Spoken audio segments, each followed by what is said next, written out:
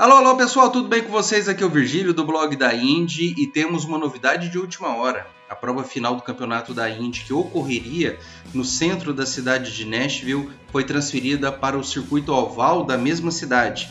Vem comigo para um vídeo interessante, porque nós vamos comentar 5 motivos para que a gente fique entusiasmado com essa mudança e 5 motivos para ficarmos de olhos abertos e, para não dizer, preocupados com essa mudança. Mas antes disso, deixe o like no vídeo e se inscreva no nosso canal, porque isso tudo é o nosso principal combustível, aquilo que nos motiva, assim como os nossos colaboradores, as lojas Speedway, para adquirir vestimentas aí com a temática da Fórmula Indy e a Liberty Industrial. Um grande abraço a todos os nossos colaboradores. Pessoal, primeiramente, antes de entrar nos motivos, vamos entender o contexto dessa mudança. O Tennessee Titans, o time de futebol americano da cidade lá em Tennessee, ele está mudando o seu estádio, né? Ele está desativando o estádio que ele usa atualmente para a construção de um novo. Os dois ficam na mesma região. Basicamente, o novo estádio está sendo construído onde fica o estacionamento do atual estádio. Então, como o circuito da Indy passava ali por aquelas intermediações, obviamente a construção, né, de um estádio de futebol americano com toda essa capacidade vai afetar bastante todo aquele entorno. E os promotores da prova disseram que houve um atraso nas obras desse estádio, o que faria com que exatamente na época da corrida da Fórmula Indy, as obras acabariam por atrapalhar a acessibilidade do público, o deslocamento, até mesmo a alocação do equipamento das equipes ficaria comprometida. Por conta disso, houve a decisão de mudança para o circuito oval da mesma cidade. E o anúncio foi feito que essa mudança pontualmente está para o ano de 2024. Em todos os anúncios oficiais, eles não colocam datas futuras, somente neste ano. Então dá a sensação que é mais uma vez uma situação tapa-buraco, né? Corrigir um problema que apareceu de última hora. Primeiro ponto positivo, vamos nos entusiasmar aqui com a coisa. Não é um cancelamento. Se a cidade de Nashville não tivesse um circuito oval, eles teriam que buscar uma outra locação dentro da cidade, o que traria também todo um problema logístico. Mas como a cidade tem o circuito oval, que é um circuito ali de 1,30 milhas mais ou menos, né? É um circuito de média para alta velocidade, com asfalto em concreto, dentro de uma configuração de oval que a Indy ainda se adequa, não de uma maneira perfeita com o DW12, mas de uma maneira interessante. Houve a decisão de mudança. Então, primeiro ponto positivo, tinha tudo, desculpa a palavra, para dar uma cagada gigante e ter o cancelamento da prova. E aí as etapas finais ficariam uma rodada dupla em Milwaukee, eu teria que achar uma outra praça. Enfim, não foi um cancelamento, foi uma realocação. E isso é um ponto muito positivo. Segundo ponto positivo, é oval. Só pronto, né? Já daria para acabar o comentário nesse motivo, né? É um oval. Isso atende uma demanda de um público da Indy que é um público saudosista. E aqui eu quero fazer uma pontuação. Quando a gente fala de saudosismo da Indy, a gente não está falando de gente velha, não. Tá? E eu me incluo nessa galera aqui que está se aproximando dos 40 anos de idade, que ainda tem a lembrança afetiva dos anos 90, dos anos 2000. Não, tem muita gente nova que está aprendendo a categoria, que busca em vídeos antigos, nas histórias antigas, da mesma forma que eu, quando aprendi a categoria dos anos 90, buscava informações dos anos 80, dos anos 70. Então há essa curiosidade. E tem um público que gosta de oval, que é vinculado a essa raiz em termos estrutural, né, de como que a Indy se desenvolveu. Então acaba que atende uma demanda, né, um pedido que é feito de longa data. Então o segundo ponto positivo é um oval. Terceiro ponto, traz um elemento surpresa. Afinal de contas, o DW12 é um carro que nunca correu lá em nenhuma das suas configurações anteriores. Então ninguém sabe ao certo, né, com uma exatidão, como que vai ser essa prova.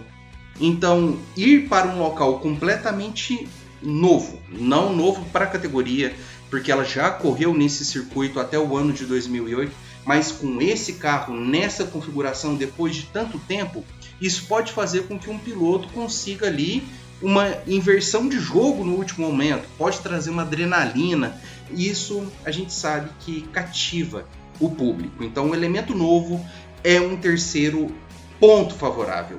Quarto ponto, a Indy ela vem pegando a mão nas provas em oval desde que colocou ali o aeroscreen. A gente sabe que em 2020, com a adição do aeroscreen, e até mesmo antes, né, ali depois que saiu aqueles penduricalhos aerodinâmicos, o carro da Indy ele ficou mais tinhoso para os circuitos ovais. Em Indianápolis as provas são muito legais, são muito dinâmicas, mas em outros traçados, outras pistas, nem sempre a coisa estava dando certo.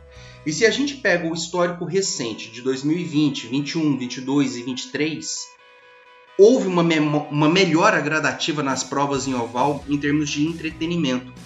Ano passado, eu volto a repetir, as provas de Indianápolis e do Texas, na minha opinião, estão entre as 3 melhores do ano, correndo risco de ter sido as 2 melhores provas do ano, justamente com esse carro que não é tão bom, mas que graças a adaptações aerodinâmicas, de assoalho, de túneis, né, de refrigeração interna do carro que permite uma carga aerodinâmica maior, isso tudo fez com que as provas ficassem mais legais.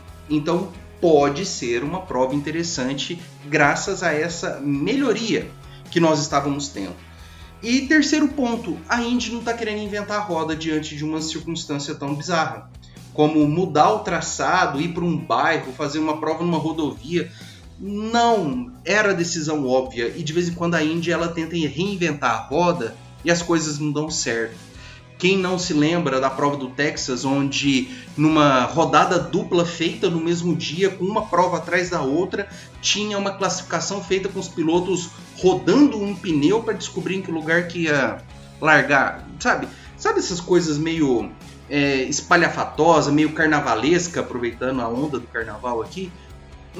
Não foi isso, foi o óbvio, foi o assertivo. Deu o problema, a decisão estava ali, foi feita. Então, bola para frente. Não é levantar uma novela, não é chegar e falar assim, corre-se o risco da prova ser cancelada e daqui 4 meses vinha uma decisão já com o campeonato em andamento. Se tinha que tomar uma decisão, era essa, e foi feita de supetão, como precisava, e isso é excelente, excelente. Agora vamos falar dos motivos contra, tá? A gente tem que ponderar os dois lados da moeda. Com certeza haverá uma perda de público significativa. A prova de Nashville, no centro da cidade, era um sucesso de público.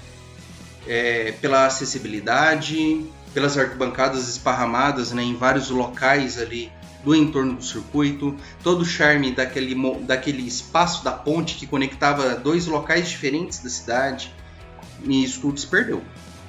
A prova em que vai ocorrer no oval, lá em Nashville, ele fica a 50 quilômetros aproximadamente do centro da cidade. Então só o deslocamento, gente, convenhamos, tá? Em qualquer canto, para qualquer pessoa, se você vai se deslocar 50 quilômetros do seu local de origem para um outro, para retornar, já dá 100 quilômetros de deslocamento. Você tem que pensar numa logística para isso.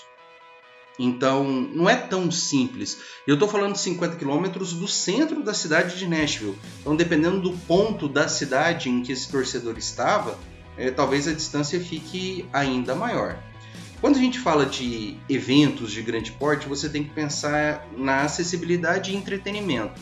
Você está no centro da cidade de Nashville, lá no meio daquela muvuca, você tem loja, você tem restaurante, você tem um monte de apoio. Nos arredores do circuito de Nashville, você tem a pista e só a pista. Então, vai ter que fazer algo como Iowa, tá?